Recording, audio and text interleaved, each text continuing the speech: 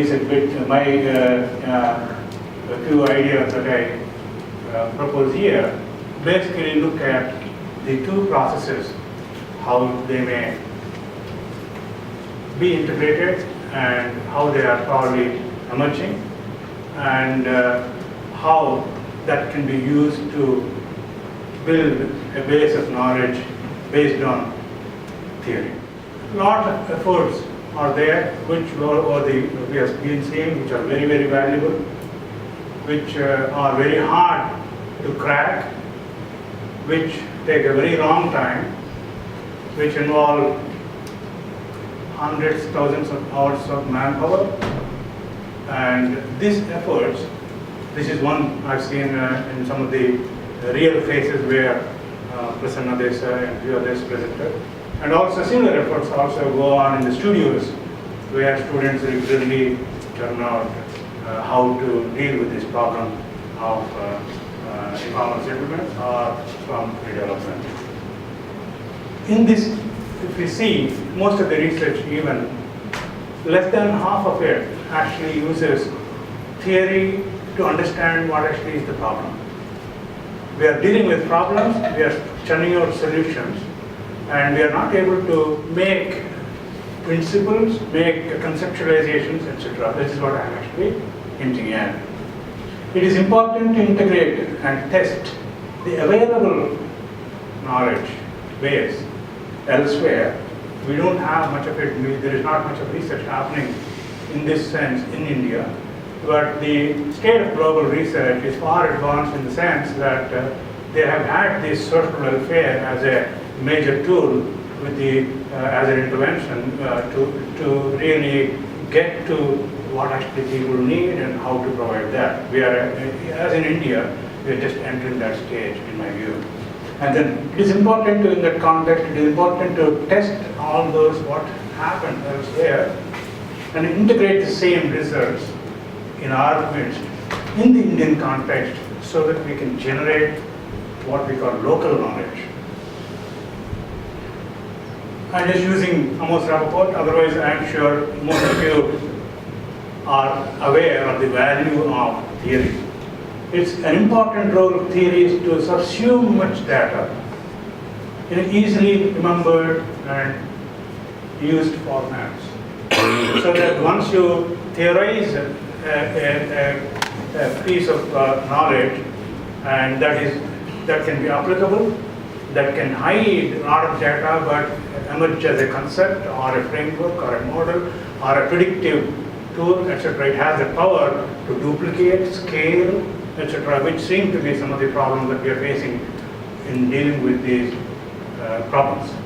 And validity of that knowledge and principles based on theory are applicable across cultures. That is one good advantage. I hear somebody saying that we have a solution somewhere in, say, Pune, which I'm not sure is applicable somewhere else.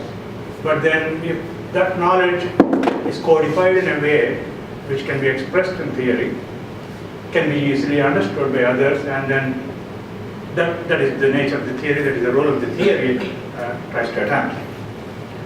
And just here, bringing some of the research thoughts earlier, some of them old. Jim Kemeny from Australia is one of the interesting books on housing and social theory. What they basically looked at the time was privatization of housing. That's what we are seeing today. Relationship between housing and welfare, and I think ours is not a welfare society, but then governments are trying to do a lot of it in different means than the other Western countries already have done. Place of power and in social relations, constructionism and housing politics, all that have been discussed but not conceptualized. He basically argued that once you do these studies, it is easy to theorize and it is intrinsic. That means the knowledge is existing inside that, we only have to bring it out. It can help construct arguments, and these arguments can be put forward to solve the problems. So there is a logical relationship, common thread continuing through these, which can be used to public discourse, which can be systematized and generate itself into an ideology or attitude. It just simply shows the power of what a theoretical understanding can do in addition to what we already are doing. And if we have this is just a brief list of the nature of theories. Housing, it is still being debated whether housing has a theory or not. And it doesn't have, because it's such a wide-based knowledge and wide range of specialists involved in it. So the overall theory has not emerged as yet. But then there have been several attempts to understand the processes that are going in. These are like housing adjustment. They have been tried. I'm not trying to explain them. That I'm just here to show that there are many efforts in this context happening. There are so many theories that have already been tried and tested. There is two more concepts that one of them is recent. Edward Souza, third place, Patricia, fourth place. These are basically hinting at the open spaces, public spaces that are likely to be created in societies. And this can be applied also to informal settlements. They basically deal with various dimensions and nature of informal public spaces, which are used mostly for social interaction. These are the characteristics of these places, which is theoretical, and they basically look at what happens in these places and what is the nature of these spaces, etc. Fourth places being a recent one, it tries to achieve neutrality, inclusivity, accessibility, and it's primarily people watching, unlike the one which is more closer. Third space is more closer to the people and more familiar, and then more smaller, more closer to the residential environment.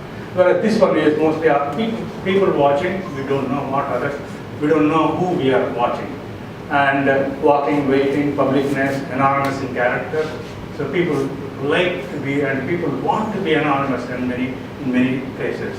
So unlike the third place, this is a type of character that I'm just borrowed it from one of the research papers actually. Then there are also, we have inclusive characteristics. These are all well known, well established, need not be rediscovered again. A place needs to be safe, it should be participatory, it should be affordable, accessible by extending all services, education, recreation, childcare, public transport, etc., etc. It should be sense of equity and sense of equal opportunity. It should be diverse, through culture, through people, integrative, cooperative. These are when we try to achieve what socially is possible, we all know, I'm just assuring that we all know what is physically need to be done. But these are the dimensions that the social space seeks to achieve. For a successful informal environment, a good mixture of these two goals is important. If we achieve that, it is a surmounted challenge. The government support to achieve that social infrastructure, government support is essential. In Indian case, the government support seems to be essential, whereas in the physical infrastructure we are now exploring the role of private investments. But in the social infrastructure, it is still largely governmental investments and a little bit of CSR probably, and NGOs.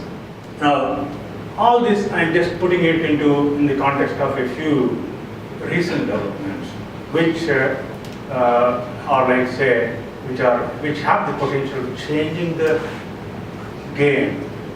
So I'm just here referring to during between May 29th and June 6th, the Hindu, which is a highly respectable newspaper in India and particularly in Tamil Nadu, produced articles, about 10 articles from 10 cities all over India, by the title, Changing Face of Indian Slum. So far, some of the projects are also listed here. Some of the projects, I think Prasanna Desai has a project on Mahila also listed here. Now, we generally get an impression that we get a negative feedback, a negative impression on when we look at slums. But where this piece of information, which there is no single author, but 10 people in 10 cities surveyed, and then they try to put a positive spin on what actually are slums like.